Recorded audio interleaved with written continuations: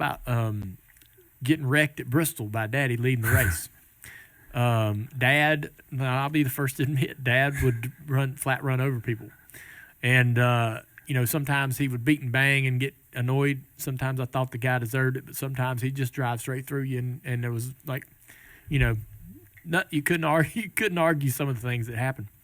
He gets underneath you, and y'all are going around a lap car. I think it was Buddy Arrington.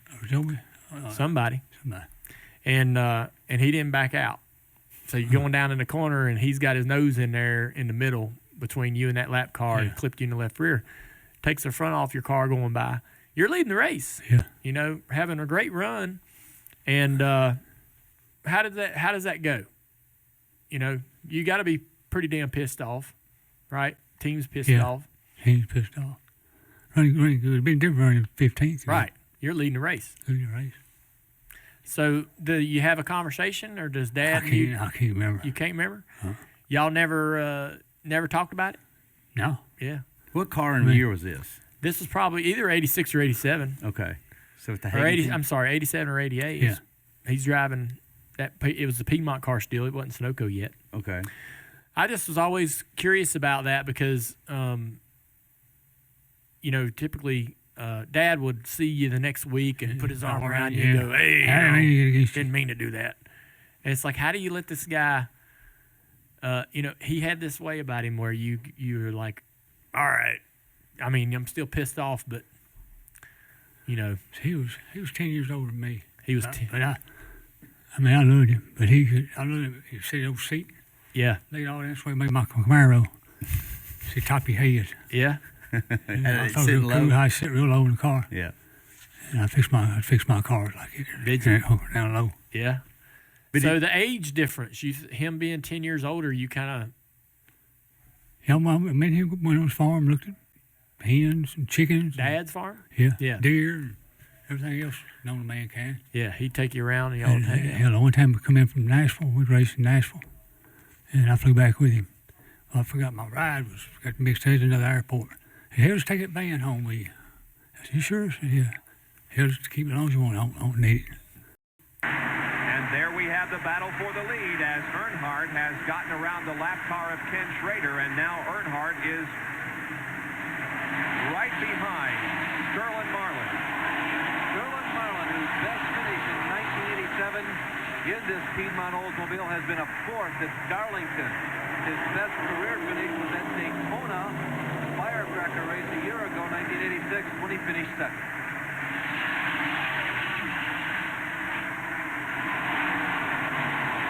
Oldsmobile against Chevrolet. The Piedmont Olds driven by Sterling Marlin, and the Chevrolet, of course, by Dale Earnhardt. The Ford of Ken Schrader is behind Earnhardt, but he is not on the lead lap.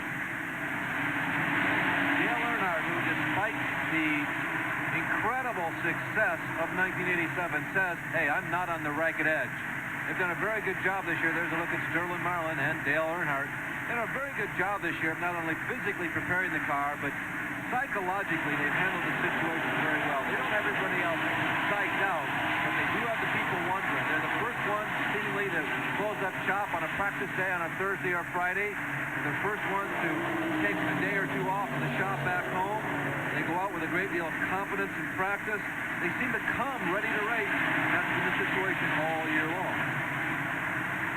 Sterling Marlin, the 1983 Rookie of the Year, has not won a Winston Cup race, but is in the lead at the moment. He's 29 years of age. Sterling has entered 80 times on the Winston Cup trail, and he's beginning to approach the $500,000 mark. He's not there yet in career winning.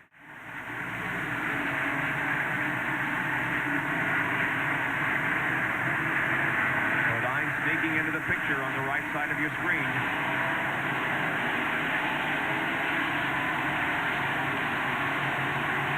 There he is on the high side now. He'll be trying to pass Ken Schrader here and put clean sailing between himself and second place Earnhardt. And there he is side by side with Ken Schrader in turn number 4. And he passes Ken and now is going to be right on the back bumper of Dale Earnhardt, as the first 3 cars now are going to be running nose to tail. How many times in 1987 have we seen another competitor pass Dale Earnhardt at speed under a green flag condition. Well, I think we've seen Bill Elliott do it, but there can't be more than two.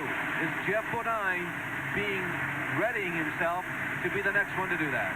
Well, if Dale Earnhardt's car is working properly today, I don't think it's the best. And there you can see Rusty Wallace going a lap down. Back with more. Second and third. That's how close they are as we have completed now 248 laps. Make it 249. We're only 2 away from the point where it's an official race. The leader, Sterling Marlin. Second is Dale Earnhardt, and third is Geoff Bodine. Early in the race, we referred to the ambulance on the backstretch. Jerry Punch can update us. Bill Parsons, one of the drivers here, had a crewman hit earlier in the race. The crewman's name is Andy Petrie.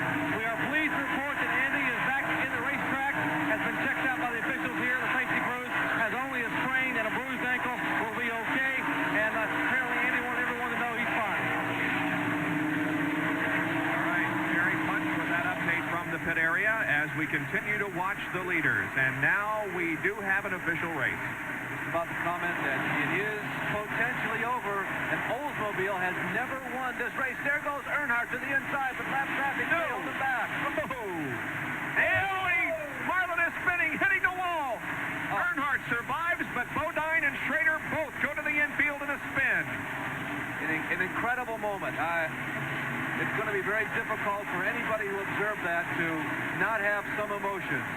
Dale Earnhardt got to the inside of Sterling Marlin. We'll have to look at a replay before we pass any judgment. Earnhardt got into the left rear of Sterling Marlin, and it unfortunately took out Geoff Bodine. Here it is again, Larry. Going into number 1. Marlin, he did pitch down.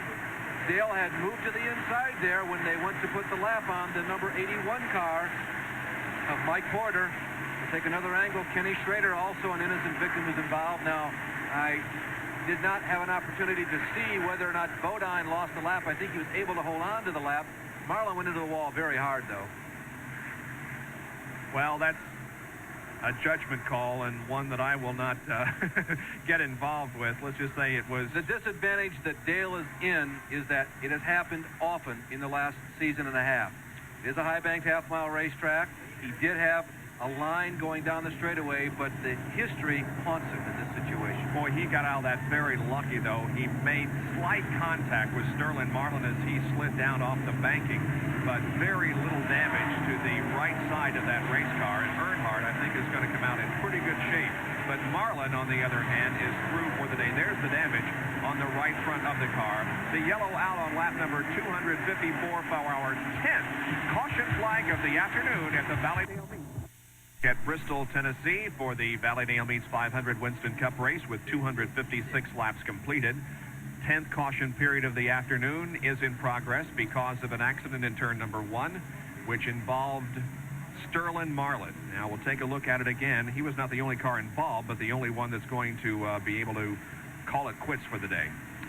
You have to keep in mind where everybody is on the racetrack at all times when you're on a high-bank speedway like this. It's most unfortunate Kenny Schrader couldn't get on the binders just a touch sooner because it was actually he who got into Geoff Bodine. Geoff had done a pretty good job avoiding the Earnhardt-Marlin situation, and Kenny was trying to do his best to steer through it. Under normal circumstances, you stay on the gas and try and drive through something. But that was the situation that took Geoff to the infield. Geoff was able to hold on to the lead lap. As a matter of fact, he comes out of the pits after the pit stop ahead of Dale Earnhardt. Both of them had repair work to do. Now, the situation is that Geoff Bodine and Ken Schrader, who both spun to the infield, neither lost a lap. So Ken Schrader remains a lap down, and Geoff Bodine remains on the lead lap. NASCAR has decided that they are not completely pleased with Dale Earnhardt's judgment. The comment has been made that twice is almost enough, almost too much, and that should another incident unfold, you see they're cordial at this point as Richard Childress there talking to the NASCAR officials. They have told Dale that if another incident occurs on the racetrack in which there is a value judgment called for and that they are not pleased, they will call him into the pits. There's a possibility that Dick Beatty, who was watching this race from the tower here on the outside of the racetrack, would go across the track under yellow and have a personal conversation with Dale. There is Earnhardt on the racetrack as we remain under yellow Let's go down to Jerry Punch, who's with Sterling. Well, Sterling, first of all, you were having a super run, but we want to ask you, are you okay? Yeah, the car hit real hard, and I'm all right, and, you know, the boys really done a good job here on the car, and, you know, it's just an unfortunate thing happened, and, you know, we'll back up and get them next week. Let's take a look at the replay. You tell us what happened. Here you are going into turn one, leading. Well, it looks like, you know, you can see it. He definitely turned me around, and, you know, it's unfortunate. The car's running real good, and the boys had worked real hard on the car all week, and, you know, what can you say? What were Dale's options there? You think he could have stayed out of you possibly, or did he have anywhere to go? Yeah, he could have, you know, he could have definitely stayed out. You know, if you see a man up beside you at your door, he's there, but, you know, a deal like it is just, you know, it's backyard Saturday night racing. Well, Sterling, sorry to see you out of it. A brand new race car now totally destroyed here at Bristol, and better luck next time. Okay, thank you. Well, let's go down to Jerry Punch, who's with the man, perhaps we should say, in question, Dale Earnhardt. Well, Dale climbing out of the car. Dale, the comment we got to make first is, tell us about the connection between you and Sterling Marlin up there in turn one. Well, I've been running him pretty hard there for about 10 or 15 laps, and I about burnt my brakes up stopping in the corner for him, but I got under him a couple times, he chopped me back off, but, you know, I was under him coming off before, and then when we got down to the corner there, a slow car was there. Well, I was in the brakes and tried to get out of there, but, you know, I didn't get off of it, you know, getting the brakes hard enough, I reckon, because the slow car sort of come up, and Sterling came down and pinched, you know, clipped the left rear of his car and spun him around. Got us in the wreck, too, so put us back, but, you know, things like happen at Bristol, you know, it got a little tight down there, and that's the way it goes. How bad is your car hurt? Well, I don't think it's hurt really, just sheet metal. We had a flat early in the race, and it put us back and was having a race through that traffic. We hadn't had that flat, I think we've been way out front not worrying about it. Well, Dale Earnhardt here at Bristol. Now, one very significant development in this race was the crash involving Dale Earnhardt, and at that time, the leader, Sterling Marlin. Bob, it really was. It was the second incident that Dale had been involved in today's race. Coming down the front stretch here just before this red flag caused by rain, you can see it looks like Dale has a little bit of a line. Sterling takes what he believes to be his normal line going into the high bank number one corner. The cars come together. Dale's right front, Sterling's left rear.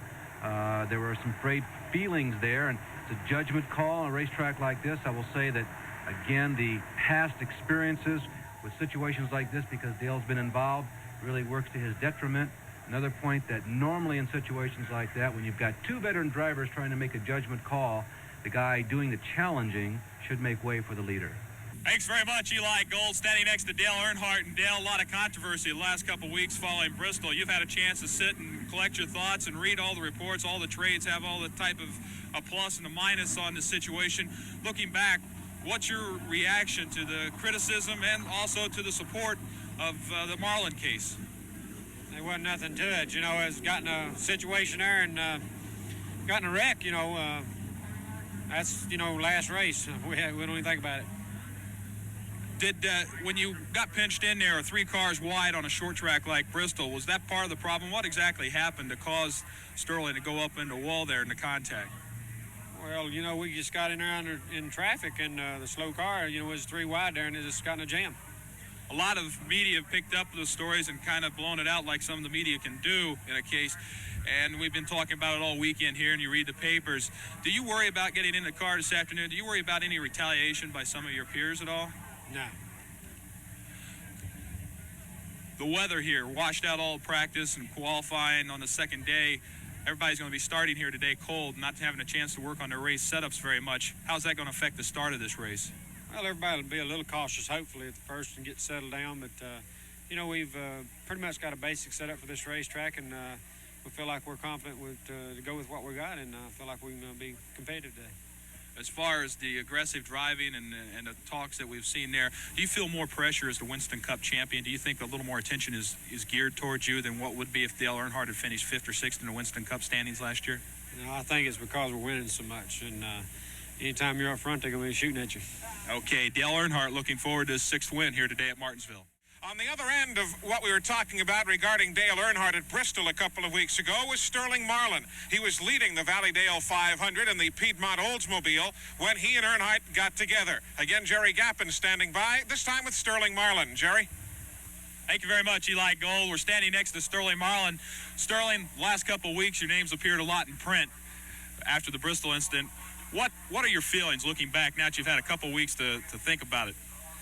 Well, it was just, as far as I'm concerned, it's just water on the bridge, and, we're going and run here, and hopefully we can get up front again and be battling for the lead again, and, hopefully it won't come out like it did a couple weeks ago, but, it was pretty much, it was starting to rain, and I guess Dale just got over anxious, got in a hurry, and, unfortunately took us out. Yeah, the thoughts of revenge come through your mind as you get ready here for Martinsville today at all? Well, I'd be lying if I said it didn't. I think you're looking at a bunch of drivers that, we run 2 short tracks in a row, and everybody's tempers are kind of up, and I think everybody's just on the verge of exploding here, so it should be a good race.